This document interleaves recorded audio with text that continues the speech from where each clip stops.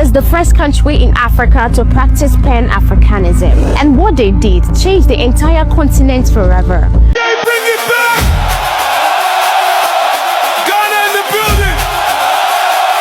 Make some noise for the Black Stars! Is Ghana the champion of Pan-Africanism? Guys, in this video, you are going to understand the reason why Ghana has now been crowned the king, the mother of Africa. In fact, there's a lot of things that is going on right now in Ghana that the world is not showing you. This video is going to open your eyes to see how Ghana have been helping a lot of people, how Ghana has been accepting people from different parts of the world. I'm going to be sharing the video here. As you're watching, do so well to like the video, subscribe, and don't forget to hit the like button. Let's take a look at the videos, then we will be right back. This is the first country in Africa to practice Pan-Africanism, and what they did changed the entire continent forever.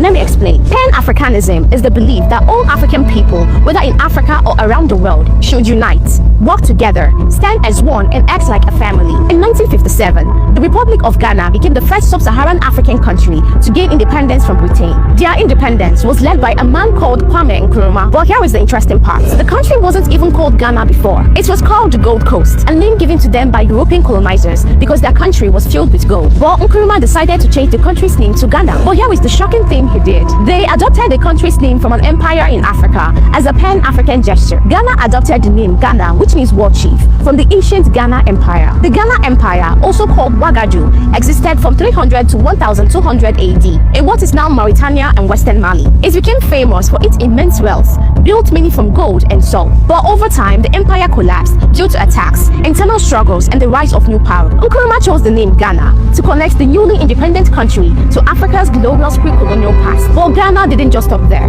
Nkrumah turned the idea of Pan-Africanism from ideas to real action. In 1958, just 1 year after Ghana's independence, Ghana hosted a major conference in their capital, Accra. They invited every independent African nation, Egypt, Sudan, Libya, Tunisia, Morocco, Ethiopia, and Liberia, to help the rest of Africa gain independence from colonial rule. That same year, they hosted another conference for African people and freedom fighters across the continent. Ghana opened its doors to political refugees from other African countries who were fighting for independence. They gave them a safe place to stay.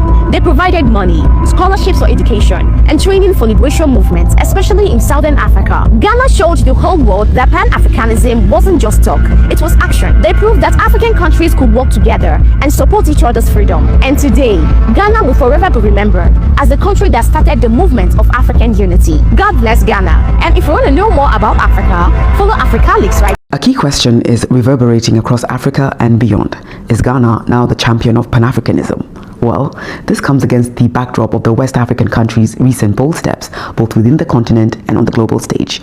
Ghana is the only African country granting citizenship to people of African descent living outside the continent. The program for the African diaspora was launched in 2016.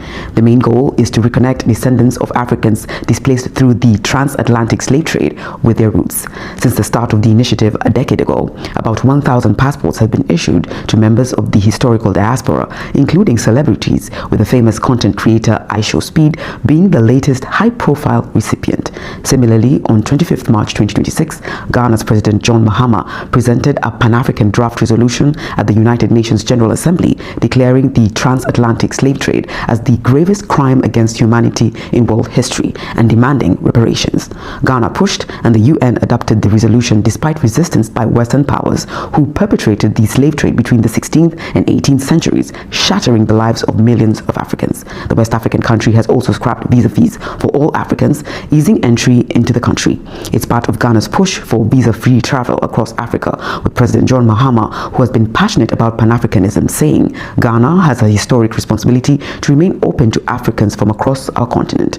Foreign Minister Sam Okudzeto-Ablakwa also said, with the visa policy, the country seeks to consolidate its credentials as the cradle of Pan-Africanism. The West African country has also hosted a number of Pan-African conferences in recent months, including on ensuring the continent exerts sovereignty and control over its vast resources, as Burkina Faso, Mali, and Niger pursue a similar policy, while Ethiopia is hailed for successfully resisting European colonialists, ensuring it was never colonized and inspiring Pan-Africanism and independence struggles across Africa.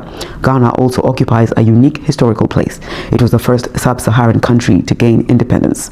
That was in 1957 under Pan-Africanist Kwame Nkrumah, who became its first president, adding weight to its Pan-African position. Ghana says Nkrumah's dream of one Africa, one destiny is what it is now actively working to revive. Breaking. Ghana says it is losing $2.5 billion a year in trade. And the reason is very fixable. Right now, Ghana exports a lot of raw foods. Foods like cocoa, cashews, and shea.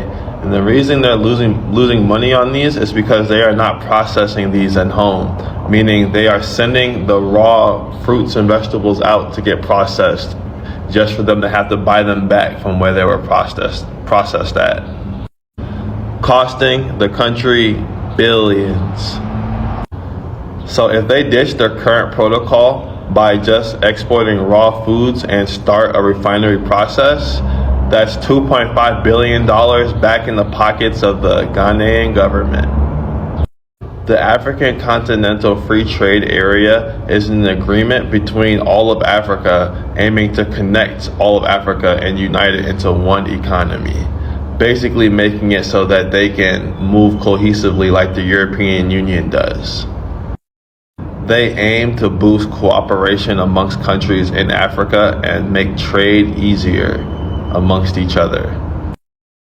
This project that is meant to help Africa is headquartered in Ghana, and Ghana is looking to be a positive role model for African cooperation. By doing things like pushing for reform in sectors like processing and manufacturing. This isn't just about Ghana. If the entire whole Africa learns to process everything at home, it changes global order. Less dependency for Africa, more jobs, more opportunity, more stability. All within the beautiful continent that the West tells you to ignore and to count out. Shame. Anyway, please share this. Please like, comment, share, and follow. I appreciate everybody for tuning in. I hope everybody has a great day. Thank you. Nigerian military transported almost 1,000 Boko Haram to Abuja this week as I'm talking to you. They locked those Boko Haram from Borno State using their cargo aircraft CJ-130. They transported them to Abuja right now as I'm talking to you. They blindfold them, handcuff them, put them inside aircraft, transported them to Abuja. According to some people, they said those Boko Haram are all those repented Boko Haram where they for Borno State.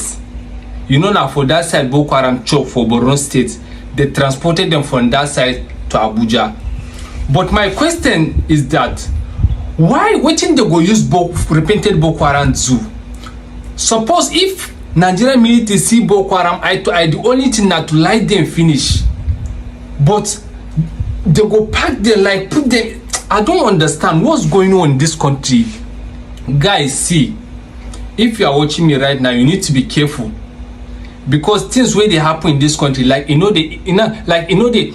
enter our head again. They go like this is the most scariest news, you know. I don't know what thing they go use them do, but I don't think if this thing will bring better results. So guys, make una be careful. I just say make an update una.